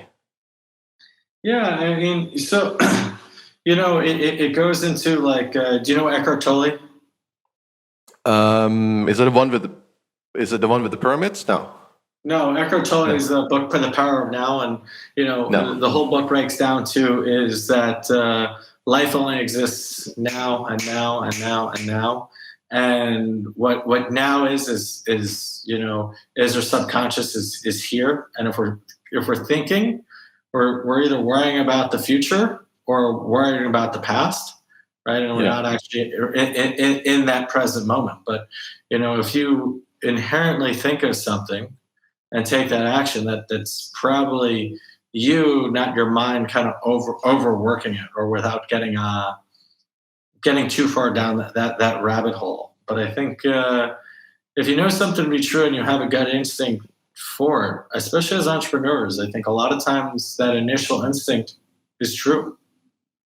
Have you ever thought where this comes from? So is that like a different part of the brain, or do you feel there's something like a neocortex that can't react to it yet, or but Jordan Peterson was saying that what he finds really interesting when he sees patients and I've been in hospitals too, in a mental hospital. I worked there, and I feel nobody really knows where these thoughts sometimes come from, right? I don't know where my thoughts come from, and a lot of people that I took care of there in the hospital, they definitely had no idea where these thoughts came from. And I don't know if that's unconscious or if that's somewhat conscious. Have you thought about that? A lot, and I am not nearly qualified to answer those questions. But what I can say is my work that I've done in like transformative education, where what's the quickest way of getting admitted into that mental hospital is talking to yourself, right, and having conversations and stuff, right? But you're talking about, well, where do those ideas come from? Well, maybe you talking to yourself. So, so it's interesting. I think in the transformative education world, it would be described that this is a computer, this is hardware that's meant to kind of think and meant to control and define our ego and our identity to really protect ourselves. We're always kind of blocking ourselves and protecting ourselves from some fear or something to coming to really, again, I'll leave it at that, to really protect ourselves from some sort of fear or anxiety, right? So that's why we're worrying about the past or worrying about what could happen in the future. And that's kind of what our mind is. And then there's that other thing, and I don't know where this comes from. I don't know if it's hardwired or a lot of people talk about your microgut biome and it being connected to your mood and everything else. But there's a moment where you do have those spontaneous thoughts, and they are, sometimes it's brainstorming, but you do have those epiphanies that come to you. I don't know how or where or why, and I don't know the science behind it, but those guttural instincts, I think, are the truest thoughts that we'll have before you kind of work through it in your own head, because then you'll distort it, I think. Yeah. I mean, if you can help people, get more of those serendipitous or insights, sudden insights, a light bulb goes off. That would be $1 trillion idea. But so, by the way, that is I don't want to say that is what I coach on, because that'd be arrogant, but that is the world of transformative education. That is landmark education. That is Tony Robbins. That is the Jim Rohn. There's a tremendous amount of world out there that it literally gets you out of your own way, gets you out of your own fears, gets you out of your own head to allow you to do that. So when I coach, it's just a small part of that, right? Now there's a tremendous background in it that you really have to do to truly get somebody out of their own way. But having that observer will get you there a little bit by bit. And that's really what the end of the conversation is with coaching. Is getting there. Yeah, well, I don't know anything about Tony Robbins. I watched a couple of documentaries and some TED Talks. Well, I actually didn't know the guy until a couple of months ago. And it's hard for me just looking into it. He seems to be, how do I say that? That's my gut feeling seeing it, but I have too little information to really form an opinion. I feel like he he takes something that he learned somewhere else, he changes it slightly, and then presents you with a framework, but he doesn't tell you his sources. But Maybe so, he does, but I didn't see enough of it. no, so first of all, you're 100% right. Right? Tony is has 100x more success than any other person in that space because he's an amazing marketer. And by the way, you talk about the last 30 years of innovation in technology. Somebody takes somebody else's idea, tweaks it, puts their label on it, blows it up, does it right, and then the next Facebook. You know, The history of Silicon Valley. That's what you just right. described. Yeah, Yeah. I mean, so it's not like where do stories come from? Right? You know, on Insta, it says everybody's copying everybody else. Gates didn't invent DOS; he bought it, right? So and everybody, so yeah, so that's why Tony's successful now. But that's so take away Tony from it and look at the core of his work and look at what he's implementing and look at the change. And do I think he has the best content and the best delivery out there? No, but he's touching the most amount of lives, which I think is beautiful. There's other, my particular access is something called landmarkworldwide.com. And it's called Landmark Education. And they were very profound. They're one of the originals on the block. And their creator, Warren Earhart, was kind of the source of a lot of things, but he still sourced it from, whether it's PhD neuroscientists and Heidegger and things of that nature to really look at what you're doing and how you're doing it and take away the conversations that we're having with ourselves and just get to the root of things, which makes life a lot simpler. Does it have some religious undertones? I always feel like he strikes me as a he could be as easily in the Mormon church that he is a coach, right? Is there a real relationship or is it accidental? No, it's coincidental in the sense that when I think you break down religions to their core, there's a few different things, and one of them, I know Judaism the best, and there's the religious and the traditions and the things that we've gone through over the course of time. But at the end of the day, it's about giving people rules to live by, to give them to empower them to have a more successful, more purpose-driven life, to also make life simpler so they could focus on what matters and alleviate their anxieties. Then there's the whole higher power component. But there's a tremendous amount of components in religion that are about people and easing their anxieties and their fears, right? Yeah. And that side of the things, there is overlap. There is no spirituality or religion in any of these programs, but there is that overlap of how do you make life simple? How do you be happier? How do you alleviate anxiety, right? Well, for a lot of people... Yeah, a lot of people say this about what the all the hardcore liberal policies. They're feeding into the same instinct, right? So you have a religious instinct that everybody needs, and as you say, I mean, we need a software upgrade, right? That's I think what the Old Testament really gave us. It's a software upgrade to live life better, and there's a lot of rules, but these rules have stood the test of time because otherwise, the Old Testament wouldn't be around, and there wouldn't be a whole new religion built on this or two of them. And so that's one thing. I mean, we need. There's always things that we don't know. So and we have to call them something. We can call them we don't know. But if we call them God, the good part is, and we think this is a benevolent God, that will take away our anxiety, as you say, right? So this keeps on going. This will never end. I mean, even if we build our own universe, we still will not know things, and we have to attribute it to something that doesn't make us anxious because that will reduce our productivity. So I'm fully with you. And a lot of people say this about this religious instinct. It stands and it's always there. People have it, they're born with it, and they will sooner or later gravitate towards it. That's what I felt when I saw Tony Robbins. He kind of he responds to this religious instinct. Help me make more sense of the world so I can see the abstract rules and then I can incorporate them into my life. That's kind of how it appeared to me. But that's, again, I'm just an observer. I don't know the details.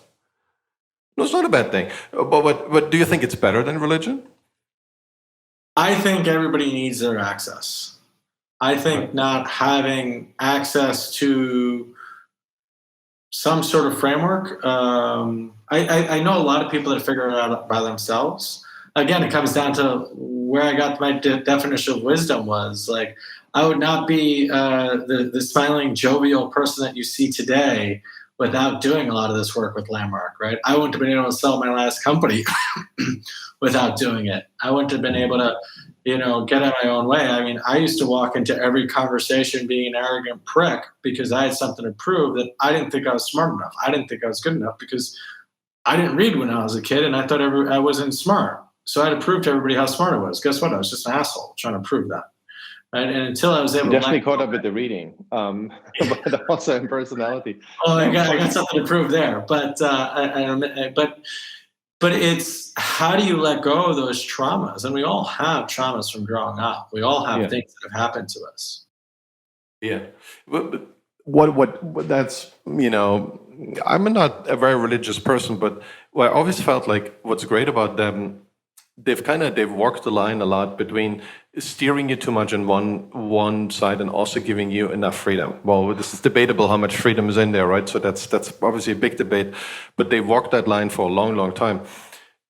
And I always feel if you have new religions or things that are just like religions that feed into the same instinct, the risk is always, and maybe they overshoot, in guiding you too much, so to speak, right? They give you a rule and then you have to adhere to it. And because that gives you a lot of followers, it makes it easier to market. But it also kind of gets rid of your own personality, your own freedom. I think this is what happened to Christianity, for instance, right? It started off as something that's more free, more open, and then it became the Catholic Church and became extremely, extremely difficult to navigate for a lot of people. And then man got involved. Not woman, but man, right? It was pure, and then, it's man's creation over the last 2020 years, right? Versus religion. Yeah, go ahead. No, it's just man's creation. Now, at its purest and roots, it was still man's creation, but over a lot, and I'm gonna probably offend people, but there's just humans making decisions and updating it for this world that we live in. As opposed to the Old Testament, is that what you're saying? Or I'm not saying the Old Testament. It's not opposed. Yeah, I guess as opposed to the Old Testament, it's changed because every 20, 30 years, a new human has put their touch, their opinion on it, for better or for worse. And look at the divisiveness within the whole Catholic lineage that I still don't understand, and Lutheranism and Protestantism, how many wars have been fought over the smallest difference and change of man's creation? Yeah. Well, because it helps us so much to define ourselves, right? And if you break it down, whenever you break down a religious tone, and I know Judaism has this too, but it has been able to kind of catch some of the outliers over time. It's so. Well, I was making that in another podcast, this comparison, and maybe you think the same. Entrepreneurs, cult leaders, and priests, philosophers too, they're all kind of you're looking at the same personality profile. They're all kind of looking to put their lens of reality onto the world. And when you think of religion, it's this big tool where you can influence people. It's kind of a marketing tool to market your own ideas, to market your own social standing. And then obviously if you break off from a lineage, create another one, all you want to do is defend this, right? If someone comes in, then the whole work is kind of gone. It's kind of your startup, right? Someone steals your idea, and then you're toast. You don't. The idea exists, but you as someone who has taken advantage of this, that person, that benefit is gone. Yeah, no, you're not right. I think for some of these outsized, startup founders, they have this. I think what you're describing is a reality distortion field, right? Yeah. Whether it's Travis at Uber or Adam at WeWork, they distorted reality. Anybody who was around them, they like made them believe in their dreams, and there is that thread, that gift that they have. That I'm very confused if that's a gift that I want, because it's a superpower, and you could wield it for good or wield it for evil. Yeah, absolutely. But often you don't know. I find if it's good or bad, right? I always say this about entrepreneurs. We all start out to make the world a better place. But then Zuckerberg one day woke up and said, oh man, this didn't turn out the way I wanted because I never thought about these things.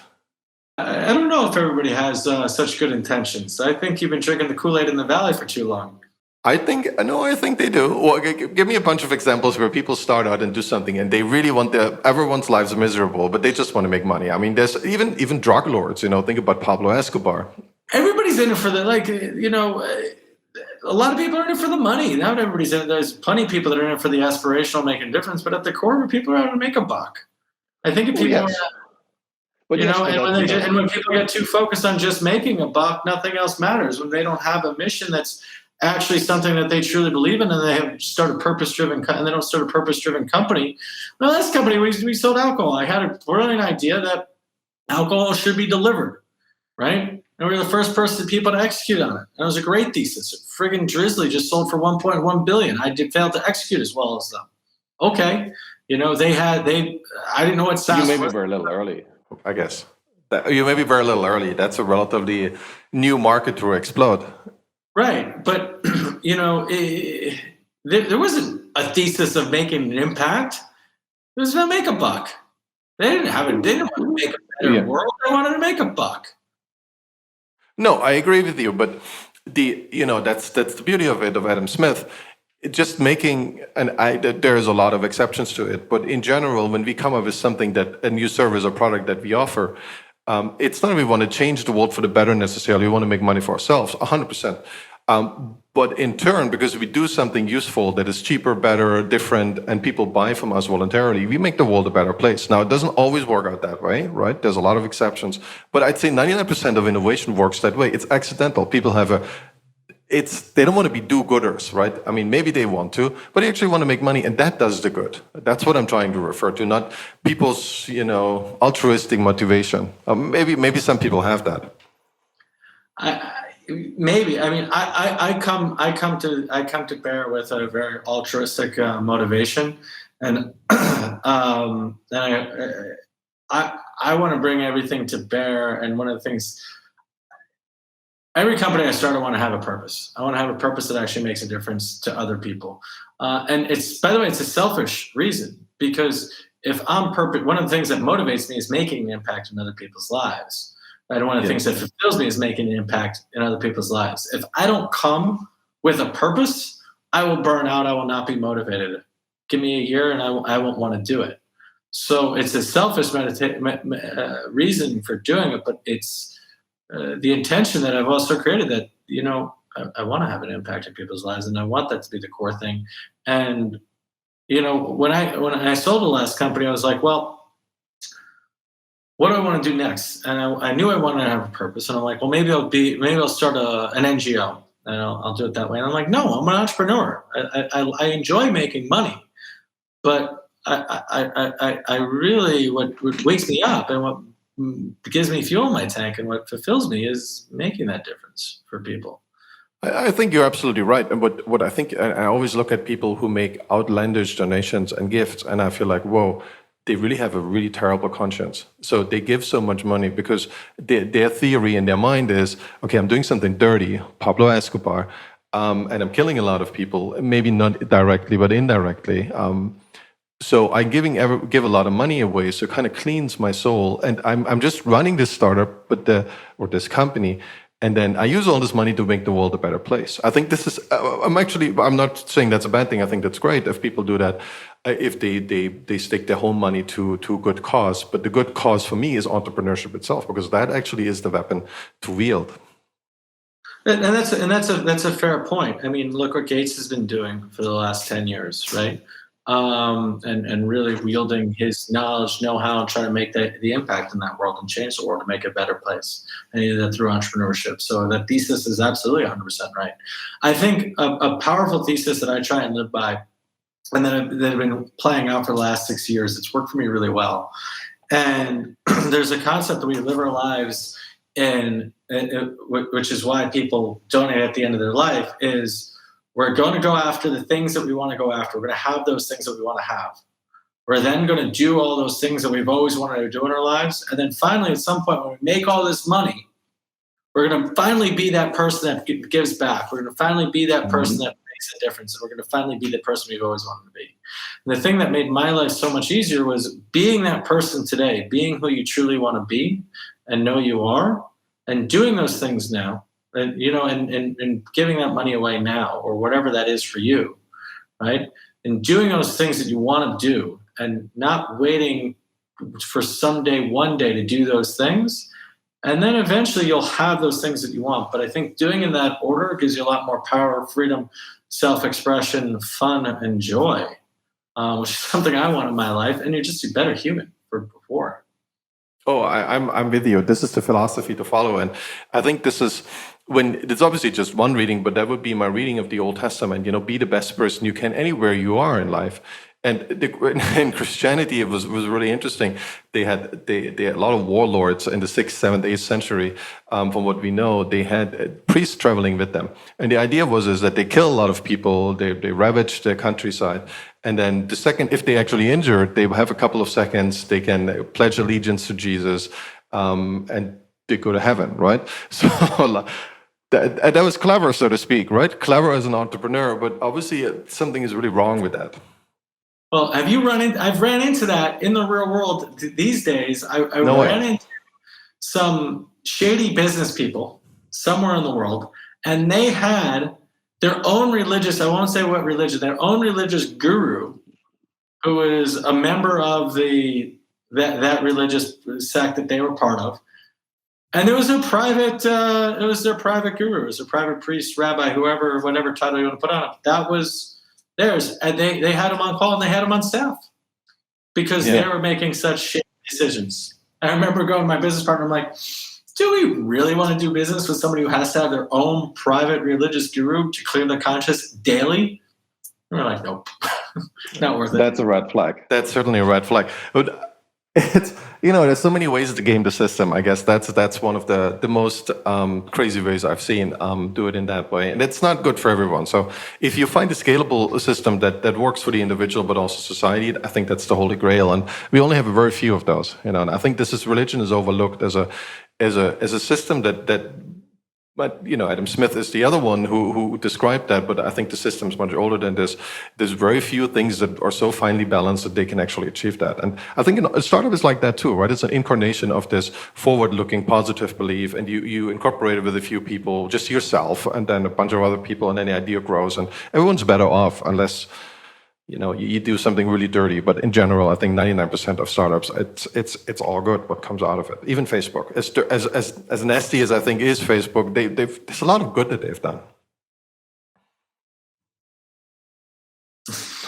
Maybe I convince you one day. Maybe I'll convince you. No, I mean, there's a lot of good. There's definitely some good that they've done. I think they start.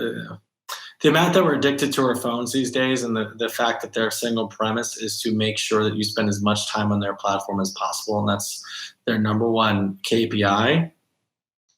They need to figure out how to balance that because that's just, I think that's the root of a lot of evil right now, is that our phone addictions, and I don't know. That's a whole other subject that we have to get to it next time. I have a lot that I thought about that too, but we have to get it. We have to get to that next time. Thanks for doing this, Rob. That was awesome. Thanks for helping with all these questions. I know we went all over the place.